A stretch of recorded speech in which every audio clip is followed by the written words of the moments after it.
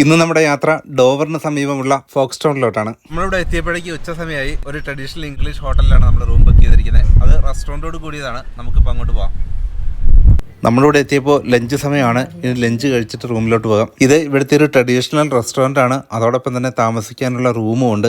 എല്ലാ വെള്ളിയാഴ്ച ദിവസങ്ങളിലും UK-യിൽ ഇംഗ്ലീഷുകാരുടെ സ്പെഷ്യൽ ഫുഡാണിത്, ഫിഷ് ആൻഡ് ചിപ്സ്. ഇത് ഫിഷും ചിപ്സും മാത്രമല്ല, ബോയിൽഡ് ബീൻസും സലാഡും എല്ലാം ചേർന്ന ഒരു ഫുൾ മീലാണിത്. നമ്മുടെ നാട്ടിലെ ഹോട്ടലിൽ ചോറും കറിയും പോലെയാണ് ഇവിടുത്തെ റെസ്റ്റോറൻറ്റുകളിലെല്ലാം ഫിഷ് ആൻഡ് ചിപ്സ് ആണ് പ്രധാനമായും ഇംഗ്ലീഷുകാർ കഴിക്കുക. അതുകൂടാതെ ബർഗർ ഉൾപ്പെടെയുള്ള ഭക്ഷണങ്ങളും ഇവരുടെ കോമൺ ആയിട്ടുള്ള ഐറ്റംസ് ആണ്.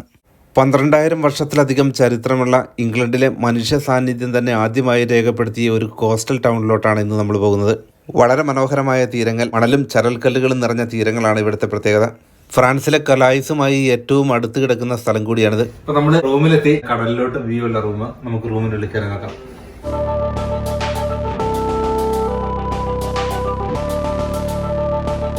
കടലിനോട് ചേർന്നുള്ള റൂമാണ് നമ്മൾ ബുക്ക് ചെയ്തത്. വിശാലമായ റൂമാണ്. ഇതുപോലെ ഡബിൾ ബെഡാണ് നമ്മൾ ബുക്ക് ചെയ്തത്. ഓപ്ഷൻ ഉണ്ട്, വേണമെങ്കിൽ 2 ബെഡുകളായിട്ട് വേണമെങ്കിൽ നമുക്ക് ബുക്ക് ചെയ്യാം. ഇപ്പൊ ഇവിടെ നിന്ന് നോക്കുമ്പോഴേക്കും നമുക്ക് ആ കടൽ തീരത്ത് തന്നെയാണ് നമ്മുടെ റൂം.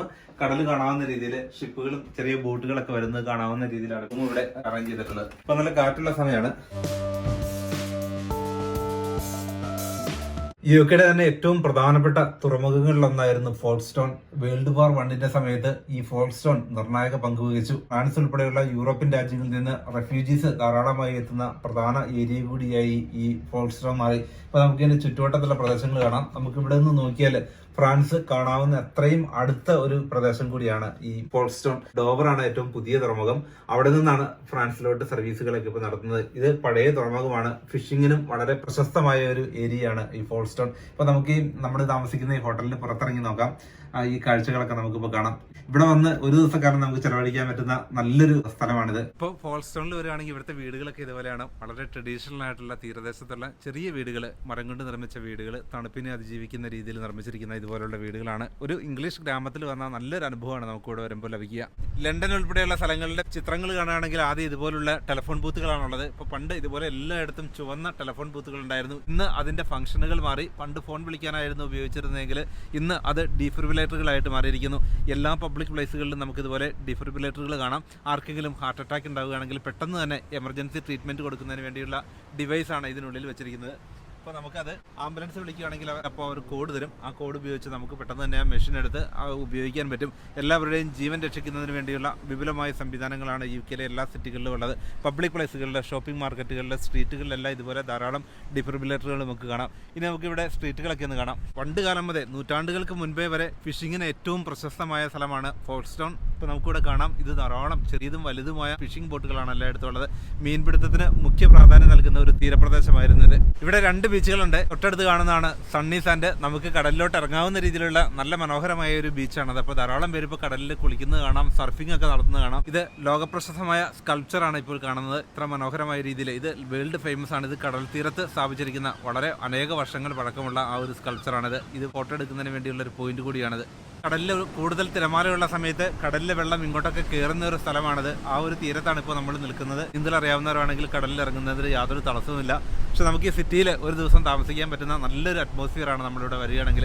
അധികം തിരക്കൊന്നുമില്ലാത്ത സിറ്റികളിൽ ശാന്തമായിട്ട് 1-2 ദിവസക്കാലം താമസിക്കാൻ പറ്റുന്ന നല്ലൊരു സ്ഥലം കൂടിയാണിത്.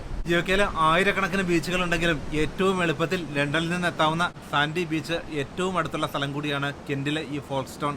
ഇപ്പോൾ നമ്മളിവിടെ വരികയാണെങ്കിൽ ഇപ്പോൾ നമുക്ക് കാണാം വളരെ വിശാലമായ, വളരെ മനോഹരമായ സാൻഡി ബീച്ച്. ഇവിടെ എല്ലായിടത്തും ധാരാളം സീഗൾസ് ആണ്, പക്ഷികൾ. പക്ഷേ ഉപദ്രവിക്കില്ല. ഇപ്പോൾ കഴിഞ്ഞ ദിവസം നമ്മൾ ഫിൻലൻഡിൽ പോയ സമയത്ത് അവിടെ എല്ലാം ധാരാളം പക്ഷികൾ, അത് നമ്മളെ കൊത്താൻ വരുന്ന ടൈപ്പ് പക്ഷികളായിരുന്നു. പക്ഷേ ഇവിടെ സീഗൾസ് ധാരാളം ഉണ്ടെങ്കിലും അത് ഉപദ്രവിക്കുന്ന ടൈപ്പ് പക്ഷികളല്ല. പിന്നെ ഇവിടെ ഇപ്പോൾ നല്ലൊരു ക്ലൈമറ്റാണ്. ഇപ്പോൾ 17 ഡിഗ്രിയാണ് താപനില. വളരെ മോഡറേറ്റ് ആയിട്ടുള്ള നല്ലൊരു AC ക്ലൈമറ്റാണ് ഇപ്പോൾ ഉള്ളത്. ഫ്രാൻസ് വളരെ അടുത്ത് തന്നെയാണ്. നമുക്ക് ഇവിടെ നോക്കിയാൽ കാണാവുന്ന അത്രയും ദൂരമേ ഉള്ളൂ. നമ്മളിപ്പോൾ ഇവിടെ വന്നപ്പോൾ നമ്മുടെ ഫോണിൽ ഫ്രാൻസിലെ റോമിങ്ങും കടന്നു വന്നു. ഈ കാണുന്ന സാൻഡി ബീച്ച് ഇപ്പോൾ UK-യിലെ തന്നെ ഏറ്റവും കൂടുതൽ സൺഷൈൻ ലഭിക്കുന്ന ബീച്ച് കൂടിയാണ്. ഒരു വർഷം ശരാശരി 2000 മണിക്കൂറിലധികം വെയിൽ ലഭിക്കുന്ന ഒരേ ഒരു ബീച്ച് കൂടിയാണ് ഫോൾക്സ്റ്റോണിലെ സാൻഡി ബീച്ച്. ഇവിടെ എല്ലാം വെള്ളം കയറി വരുന്ന സ്ഥലമാണ്. നമുക്കിപ്പോൾ ഇവിടെ ഇറങ്ങി വരാം. പണ്ട് കുറേ കാലം മുൻപ് വരെ ബോട്ടുകളൊക്കെ സൂക്ഷിച്ചിരുന്ന സ്ഥലം കൂടിയാണിത്. ഇപ്പോൾ കടലിന് സൈഡിലായിട്ട് ഇതുപോലുള്ള കവറിങ്ങിൽ ഇതിൽ സുരക്ഷിതമായ സ്ഥലത്ത് ബോട്ടുകളൊക്കെ സൂക്ഷിച്ചിരുന്ന സ്ഥലം. UK മറ്റ് ബീച്ചുകളുമായിട്ട് താരതമ്യം ചെയ്യുമ്പോൾ അത്ര വലിയ ബീച്ചൊന്നും അല്ലെങ്കിലും നമുക്ക് അധികം ജനത്തിരക്കൊന്നും ഇല്ലാതെ നമുക്ക് എൻജോയ് ചെയ്യാൻ പറ്റുന്ന, ലണ്ടനിൽ നിന്ന് ഏറ്റവും എളുപ്പത്തിൽ വരാൻ പറ്റുന്ന ഒരു ബീച്ച് കൂടിയാണിത്. ആരും ഈ പ്രദേശത്തോട്ട് വന്നിട്ടില്ല എന്നുള്ളതിന് സൂചനയാണ്. ഒരു കാൽപ്പാട് പോലും ഇവിടെ ഇല്ല. നമ്മളിവിടെ നടന്നു വന്ന ആ ഒരു ലൈൻ മാത്രമേ ഉള്ളൂ. ഇപ്പോൾ ഇവിടെ വെള്ളം കയറി വരുന്നൊരു സ്ഥലം കൂടി ആയതുകൊണ്ട് തന്നെ ഇങ്ങോട്ട് അധികം പേര് വരാറുമില്ല. ബ്യൂട്ടിഫുൾ ആയിട്ടുള്ള വളരെ കനം കുറഞ്ഞ മണലാണ് ഇവിടെ ഉള്ളത്. ഇവിടെ ഇന്ത്യൻ റെസ്റ്റോറൻറ്റുകളൊന്നും കണ്ടില്ല. ഇനി നമുക്ക് ഓൺലൈനിൽ ഫുഡ് ഓർഡർ ചെയ്യാം. ഇപ്പൊ നമ്മൾ ഓർഡർ ചെയ്തത് തന്തൂരി ചിക്കനും ചിക്കൻ സ്ട്രിപ്പും അതുപോലെ നാനുമാണ്. നാന് ഗാർലിക് നാനും പ്ലെയിൻ നാനും. നമുക്ക് ചിക്കൻ ടേസ്റ്റ് നോക്കാം എങ്ങനെയുണ്ടെന്ന്.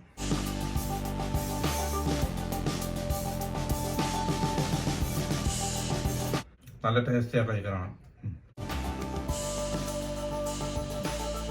അടുത്തുള്ള ഇന്ത്യൻ റെസ്റ്റോറൻറ്റിൽ നമ്മൾ ഓർഡർ ചെയ്യുമായിരുന്നു.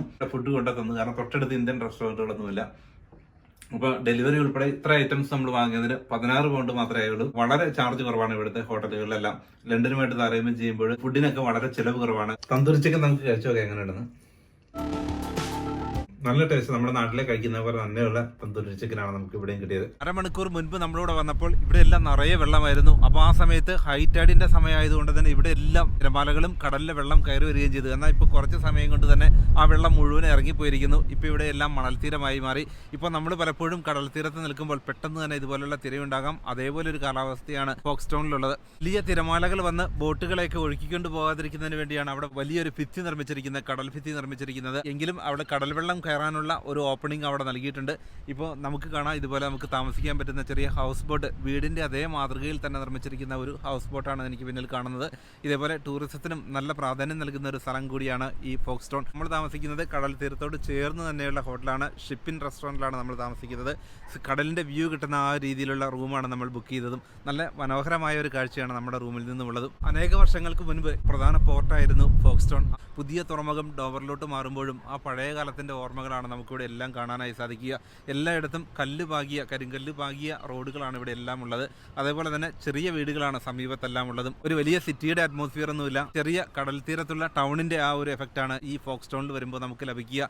ജനത്തിരക്ക് യാതൊന്നുമില്ല. പലപ്പോഴും ടൂറിസ്റ്റുകൾ വന്ന് സ്ഥലങ്ങൾ കണ്ട് തിരികെ പോകുന്ന രീതിയാണുള്ളത്. ഇപ്പം നമ്മളിവിടെ വന്ന് സ്റ്റേ ചെയ്യാം, ഇവിടുത്തെ ബ്യൂട്ടിയൊക്കെ ആസ്വദിക്കാമെന്ന് കരുതിയാണ് ഇപ്പോൾ ഇവിടെ ഹോട്ടൽ ബുക്ക് ചെയ്തതും. ഫോക്സ്റ്റോണിൽ വരികയാണെങ്കിൽ ഇതുപോലെ ധാരാളം ട്രഡീഷണൽ ആയിട്ടുള്ള റെസ്റ്റോറൻറ്റുകൾ നമുക്ക് കാണാം. ഫിഷ് ആൻഡ് ചിപ്പ് ഷോപ്പുകളാണ് എല്ലായിടത്തും നമുക്ക് കാണാനാവുക. അധികം വിലയൊന്നുമില്ല ഫുഡിന്. വളരെ നല്ല ടേസ്റ്റി ആയിട്ടുള്ള ഫുഡാണ് ഈ റെസ്റ്റോറൻറ്റുകളിലൊക്കെ നമുക്ക് കിട്ടുക. ഏതൊരു പ്രധാന ടൂറിസ്റ്റ് സിറ്റിയിലും വരുമ്പോൾ ഏറ്റവും അത്യാവശ്യമുള്ള ബേസിക് ഫെസിലിറ്റീസ് എല്ലായിടത്തും ഒരുക്കിയിരിക്കുന്നു. ടൂറിസ്റ്റുകളെ വെൽക്കം ചെയ്യുന്ന ആ ഒരു അറ്റ്മോസ്ഫിയറാണ് എല്ലായിടത്തും ക്രിയേറ്റ് ചെയ്തിരിക്കുന്നത്. മിക്ക ഹോട്ടലുകളിലും തന്നെ പാർക്കിംഗ് സൗകര്യമുണ്ട്. ഇപ്പോൾ നമ്മൾ താമസിക്കുന്ന ഹോട്ടലിൽ പാർക്കിംഗ് ഇൻക്ലൂഡഡ് അല്ല. അതുകൊണ്ട് തന്നെ നമ്മൾ പുറത്താണ് പാർക്ക് ചെയ്തത്. ഒരു ദിവസം 24 hours പാർക്ക് ചെയ്യുന്നതിന് അധികം ചാർജൊന്നുമില്ല. 10 പൗണ്ട് 80 പെൻസ് മാത്രമാണ് ഒരു ദിവസം മുഴുവൻ പാർക്ക് ചെയ്യുന്നതിന് അവിടെ ആകുന്നുള്ളൂ. നമുക്ക് എത്ര മണിക്കൂർ വേണമെങ്കിലും പാർക്ക് ചെയ്യാൻ പറ്റുന്ന ഓപ്ഷനുകളുണ്ട്. പാർക്കിംഗ് അധികം എക്സ്പെൻസീവ് അല്ലാത്തൊരു സ്ഥലം കൂടിയാണിത്. ധാരാളം പാർക്കിംഗ് സ്പേസ് ഉണ്ട്. അതുകൊണ്ട് തന്നെ കാറുമായിട്ട് വരുന്നതിന് യാതൊരു ബുദ്ധിമുട്ടുമില്ല. നമുക്ക് പുറത്ത് പാർക്ക് ചെയ്യാം. അതല്ലെങ്കിൽ പാർക്കിംഗ് ഇൻക്ലൂഡഡ് ആയിട്ടുള്ള ഹോട്ടൽ എടുത്ത് വരികയാണ് നല്ലത്. ഇവിടെ ഹോട്ടലുകളും അധികം എക്സ്പെൻസീവ് അല്ല. ആദ്യം നമ്മൾ ബുക്ക് ചെയ്യാൻ ശ്രമിച്ചത് ഈ ഗ്രാൻഡ് ബസ്റ്റൺ ഹോട്ടലായിരുന്നു. 61 പൗണ്ടായിരുന്നു ഡബിൾ ബെഡ്റൂമിന്. തീർച്ചയായിട്ടും നിങ്ങൾക്ക് വരാൻ ആഗ്രഹമുണ്ടെങ്കിൽ ഇവിടെ ഹോട്ടൽ ബുക്ക് ചെയ്ത് വരാം. ഇവിടെ താമസിക്കുകയാണെങ്കിൽ നല്ലൊരു അനുഭവം തന്നെയായിരിക്കും നമുക്ക് ലഭിക്കുക. അപ്പോൾ ഈ വീഡിയോ നിങ്ങൾക്ക് ഇഷ്ടമായെന്ന് കരുതുന്നു. മറ്റൊരു സ്ഥലം പരിചയപ്പെടുത്തുന്ന പുതിയ വീഡിയോയുമായി താമസിയാതെ തന്നെ വീണ്ടും കാണാം.